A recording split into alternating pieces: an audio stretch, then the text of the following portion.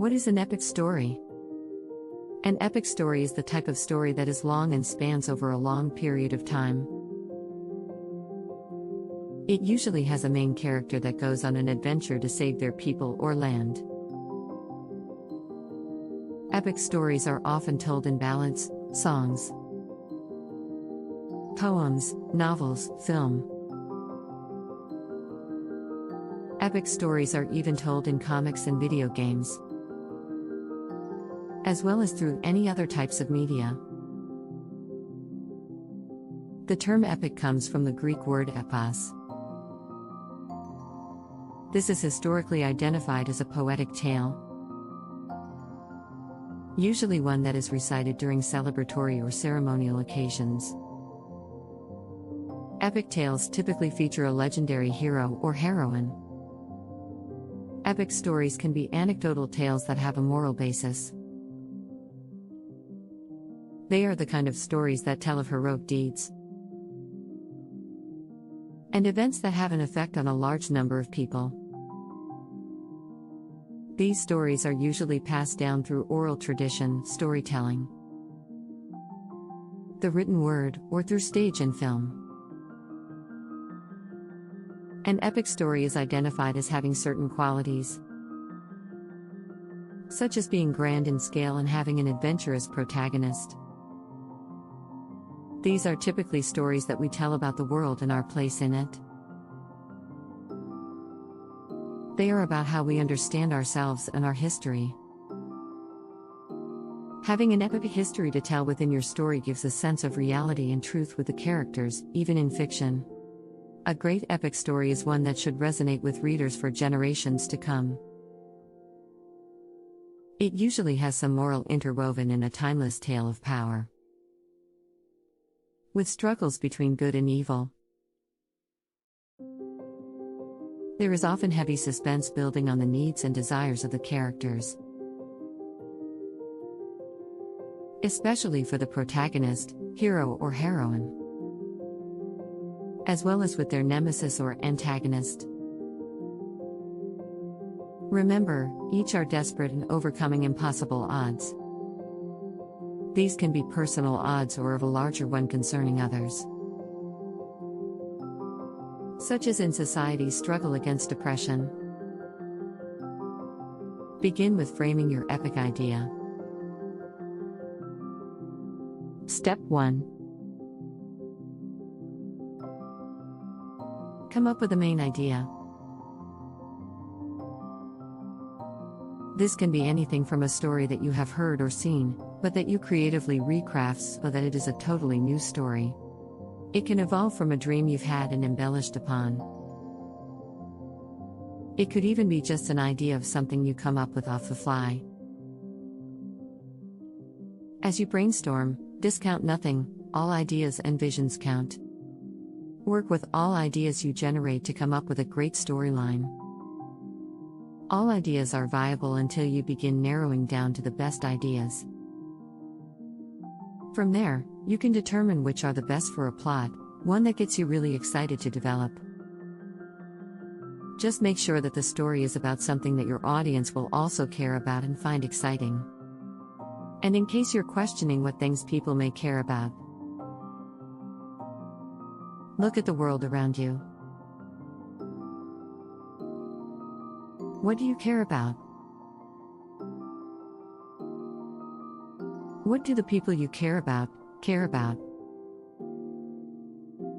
They and yourself will likely have some similar interests.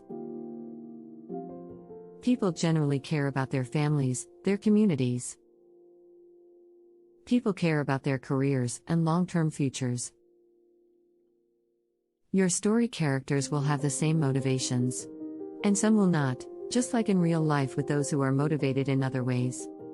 You can develop a character by challenging him or her into needing to care about something that is larger than themselves. Step 2. The next step is to start writing down the events of your story. This will help to frame and build plot as you develop your ideas. Even if this will be a flashback story, whether it is time-locked or one that exists outside of time. You should write down the events in chronological order as they happen. And be detail-oriented, including as many details as possible. This will help you to manage the story's events and the characters as they tell and act out the events. Keep in mind, an epic story has a beginning, a middle, and an end. It has a heroine or hero with a problem, who is then set on the journey to solve that problem. The antagonist or lead character faces many obstacles and must overcome them in order to reach their goal. Along the way, they meet other characters who help or hinder their quest. Here are 3 larger parts to begin framing your epic story.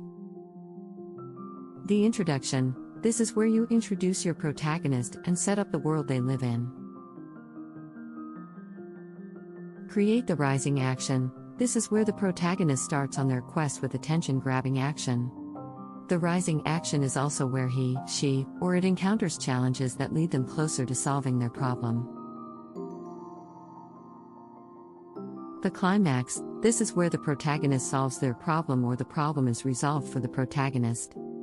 Either by the lead character temporarily retreating or through the character experiencing some personality transition. The resolution could occur by extending an absence, a disappearance, or through a near-death or actual death scene. A scene or story ending could resolve through a sense of solitude, or perhaps living happily after a joyful reunion. Step 3. Working challenge and conflict. The third step is to work on your characters and their internal challenges and conflicts. You should start by giving them names and then think about what they look like. Determine your characters' personalities. Build your character's biographical background. Have your story characters reveal where they are from, their jobs, and their known reputation. Make sure that your protagonist has a clear goal. When there's a clear goal, then it's easier for readers to understand the character motivations. What it is that the protagonist and your other characters want and why they want it. Your protagonist must have a plan of action. Without a plan of action, it can be hard for readers to relate to your character. And preventing readers from seeing how the protagonist might achieve the goal. Further keeping them from empathizing with the characters as they encounter obstacles along the way. Step 4. Plotting obstacles. Plot obstacles in advance rather than writing them on the fly. This is so that you can create setbacks, raising the stakes and breaking down and building strength for your characters. This moves the story forward while keeping them on track toward achieving their respective goals. This creates suspense and intrigue, making them work harder and forcing them to think more creatively through obstacles. And you tease the story by sabotaging their efforts in some ways, building conflict and suspense in your story. Step 5. Research gathering. Gather any research you need for your story that will help you plan how to create the obstacle. Researching the protagonist's special talent, trait, or skill set. You could sketch the loss of a skill or vocation through some setback, perhaps due to an accident or an act of treachery. Also, research the skill and talent of the antagonist that makes for a formidable foe for your lead character, the protagonist. Step 6. Pre-plan the ultimate outcome. Brainstorm ideas to exploit the weakness of your lead character's foe, the antagonist, and anyone that has worked against the lead. These might include introducing a new character, changing the intent of the foe's enemy or frenemy, or by having the lead give up, only to have some unforeseen stroke of luck to land in your lead's lap that turns things around. This can be done repeatedly to a point of exhaustion for your lead, even for other characters as well. Step 7. Build escape and success scenarios. Make a list of any possible scenarios that will come up as the result of the obstacle your protagonist will face. This includes any fights between the protagonist and their nemesis or antagonist. Make sure there are more than one or two different scenarios you can use for possible winning outcomes for your lead.